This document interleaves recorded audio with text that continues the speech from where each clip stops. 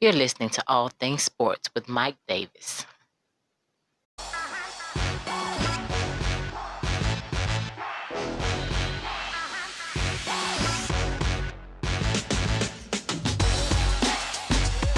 Hey, what's going on, everybody? Glad you could join me on another episode of All Things Sports with Mike Davis. I am glad that you can be here with me. I thank you for including my podcast into your day. If you're listening on Spotify, follow the podcast. If you're on YouTube, go ahead, comment, like, subscribe, all that good stuff. Make sure you go to my Facebook page to get in contact with the show. For comments or suggestions, I won't take up much more of your time. Let's get into it. So, we all know that the baseball playoffs, MLB playoffs are going on right now. It's kind of taking a back seat because you have basketball still going on. Of course, football is king. Football is dominating. But I just want to get off a little rant about the new MLB playoff format. And to some things, I'm a purist. To some things, I'm okay with certain things of the game evolving. I have to be honest with you. I don't like the new MLB playoff format. The format has changed so much from when I was a child growing up. Now, I'm going to sound like that, get off my lawn guy, so bear with me. So, growing up, remember, you only had pennant races. You had two divisions in the NL and the AL. And, the winner of each of those divisions would play for the pennant, a chance to play in the World Series. Okay? So, that went away in the 90s when interleague play was introduced. Because remember, I believe it was around 95 when interleague play was introduced. Remember, the AL and NL, they didn't cross play. There was no play between them. So before 1995, you wasn't going to have the Chicago White Sox playing against the San Diego Padres. You just didn't have that. Now you do. And I was fine with it when that happened. I was still a kid, and that was cool. It was cool to see that Ken Griffey Jr. and the Mariners were going to come to Atlanta to play the Braves. Something I'd never seen before. So that was the thing. You might live in a national, not even just a national city, in any city where a superstar plays in another league, and because they're not in the same league, you won't see that superstar in person unless you go to one of said superstars' games. So I was fine when interleague play came along, and then they introduced the NLDS, not NLDS, but the DS, the divisional round series. And that was fine. That added, pretty much made baseball basically be two rounds. You had your divisional series, and then you had your league series, and then the World Series. So I was fine with that. Cool. The playoffs didn't drag on. It was good for the game. Then, years later, you add on the wild card. Now you have the wild card. Now it is, you have teams fighting, playing for a chance to play in the DS. I really wasn't big on that. I liked how it was already set up. 4 teams from each league playing the playoffs, a total of 8 teams total. And I was fine with it that way. But then, like I said, they introduced the wild card where, you have the 2 teams fight they battle, play to see who's going to play in the DS series. And then now we have a full bracket of playoffs now. You have the first round, which is now just straight called the wild card series, like NFL wild card weekend, and you have that now. And then now the the divisional series, which used to be the first round series, is now the second round. Then you have the league championship series, then the World Series. Look, I don't get upset at me, but I'm more of a purist when it comes to that part of baseball. I'm all for evolving the game, but I just don't want to see. I don't like that you have all these teams playing in baseball. Baseball drags on a little too long for my liking as I've gotten older. You know, I love going to a baseball game, but unless it's a team I want to see on television, and I don't watch much television anyway unless it's sports. So it has to be a team that I want to see. Chances are I won't watch. I'm not going to watch, let's say, Rangers and Oakland. I'm not going to watch that. I mean, Oakland is, I believe Oakland's in the playoffs now, facing the cheating Astros. But I just wanted to rant on that. I don't like the new MLB playoff format. I don't like all the teams that they have now playing in the playoffs. I like how it was before. You have your 4 teams in each league playing in the divisional round series, and then the league championship series, and then the World Series. So that's just my little rant. I just had to get off my chest. I say no to the new MLB playoff format. All right, so last night, we are closer to the NBA season finally being done.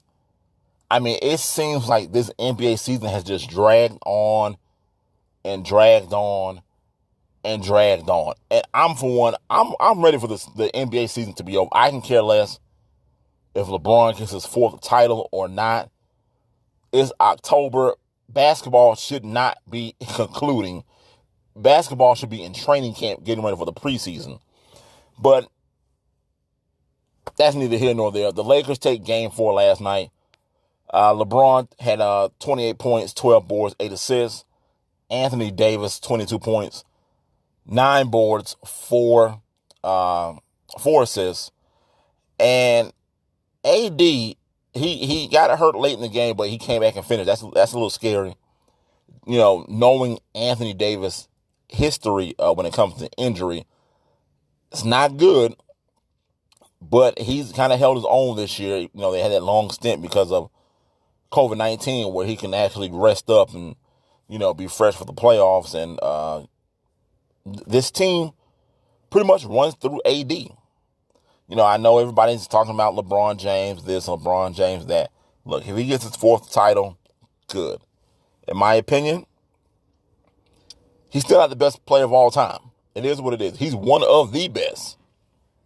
I probably put him top 5. Top 5. And he's probably top 3. Probably top 3. But we're not discussing that. This team runs through Anthony Davis.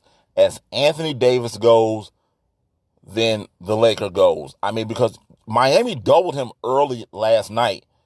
And that's what you don't want to do if other Laker players are hitting their shots.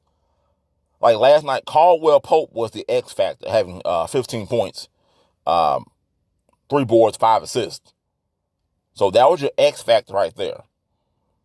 And then, LeBron is going to get his. So when you have other guys stepping up, like Caldwell Pope did last night, when AD is being doubled and, he's hurt, but he's still getting his numbers, though. The Lakers, they're deadly. They're deadly. That's a lethal force to deal with. Dwight Howard also started last night. Now, they had been starting JaVale McGee, I believe. And I, for one, want to say that I'm happy that Dwight Howard is more than likely going to get a championship ring. There's been talk about him is he a Hall of Famer or is he not? I say he is a Hall of Famer. I mean, you can't have a guy who, has better stats than, let's say, a Charles Barkley or a Patrick Ewing. It's just that the points aren't there. for Dwight Howard. But Dwight Howard still continues to be a productive player in the NBA. I don't know what the reasoning is that every team he pretty much has been on, from Houston to Atlanta to Charlotte, the Wizards, and they just, after one season, they would just tell him bye. But I am happy that he's going to get a ring. This hopefully should solidify his Hall of Fame chances. I do believe Dwight Howard is a Hall of Famer. Listen, if you're going to put Ben Wallace in the Hall of Fame, because I've had this debate before too, about the whole Ben Wallace. I don't think Ben Wallace is a Hall of Famer.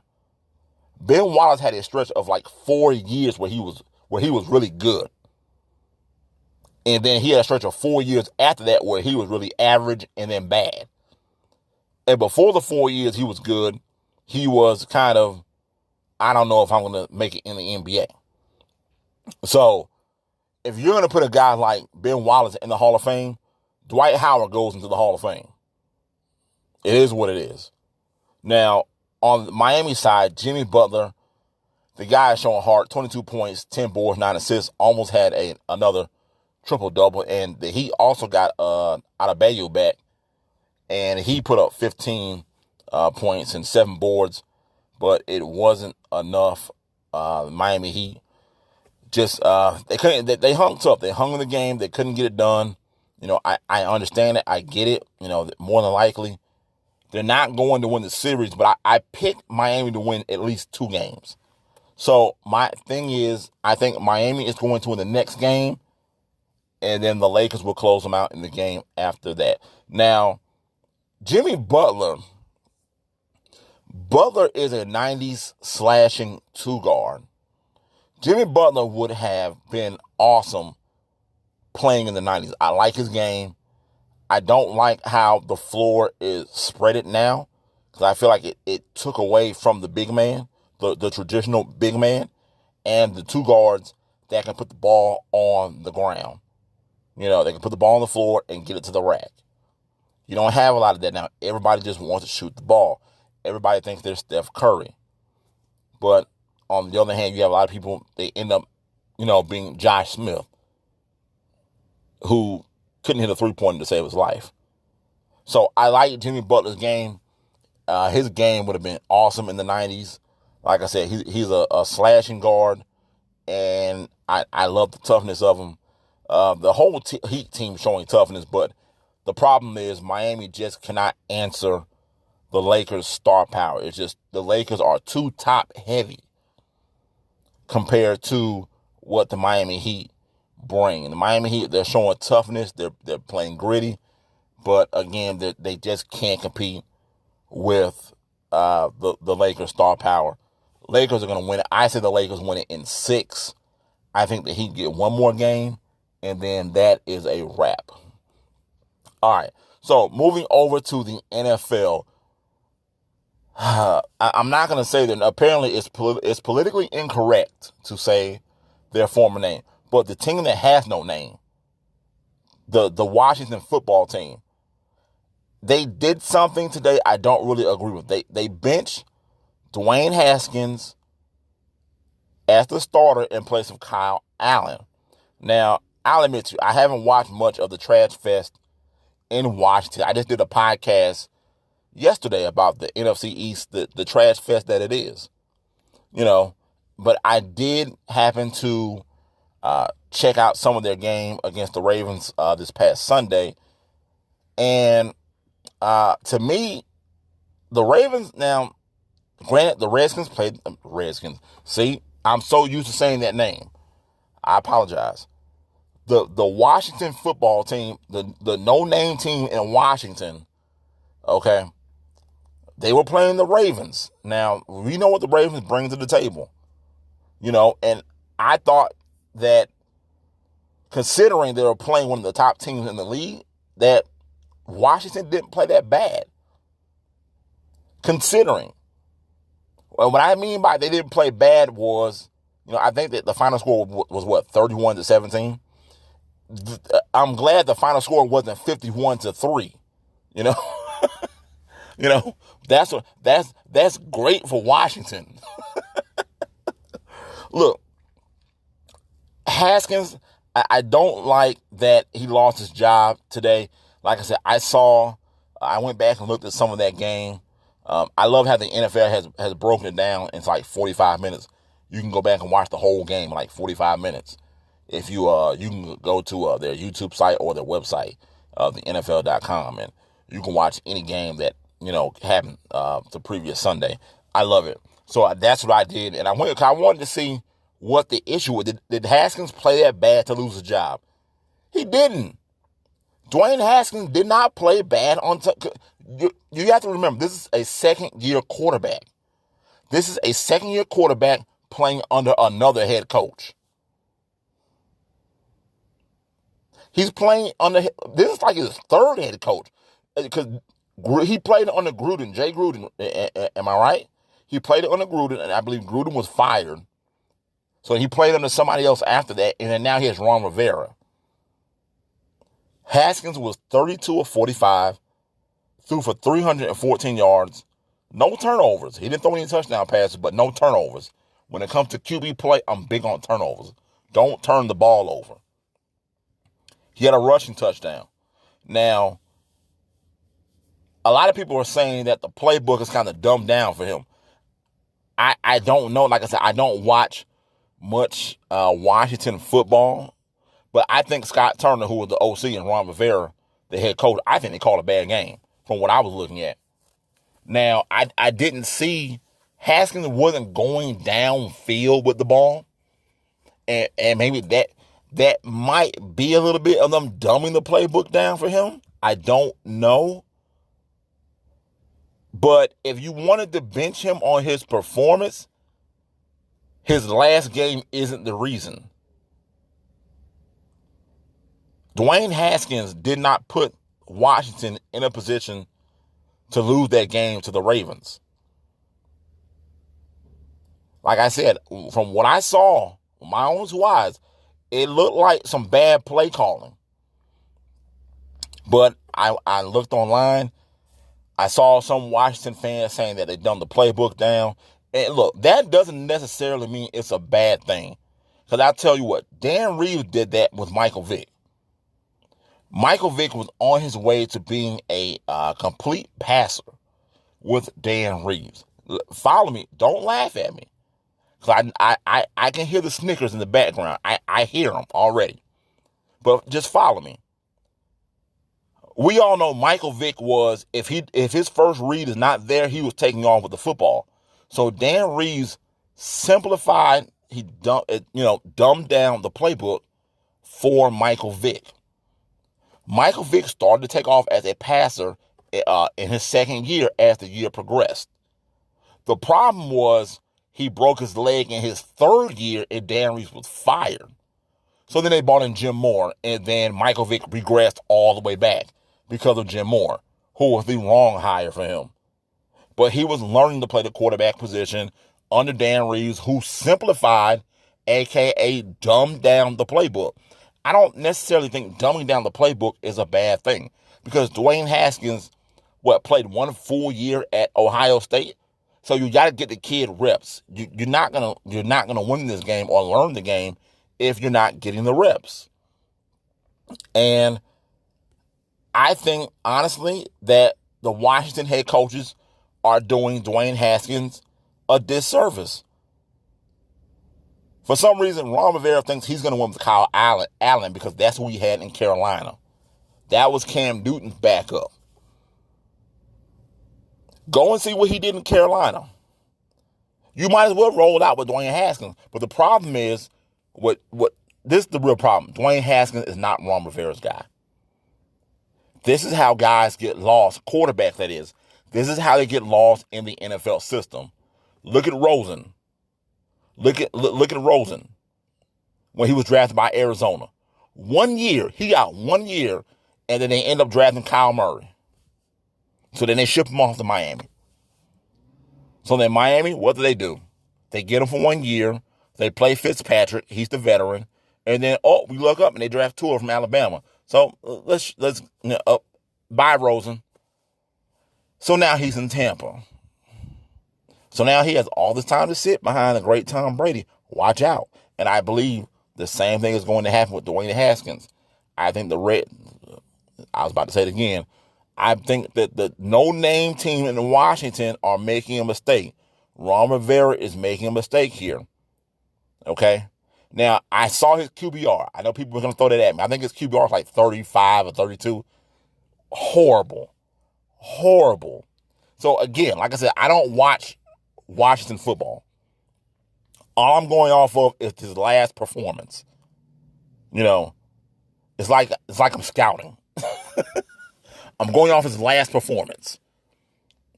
You know, so his last performance against Baltimore wasn't that bad. I can live with that. I thought it was bad play calling.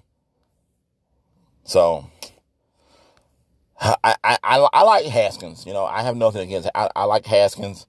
I hope it works out for him. But more than likely, his time is coming to an end in Washington. So there it is. Hey, look, that's all I got for you today, folks. I thank you for including my podcast into your day. If you're listening on Spotify, follow the podcast. If you're on YouTube, subscribe, comment, and like all that good stuff. Go to my Facebook page and contact me. So comments or suggestions. You've been listening to All Things Sports with Mike Davis. And remember, it's your world. I'm just giving my opinion. I'm out. Peace.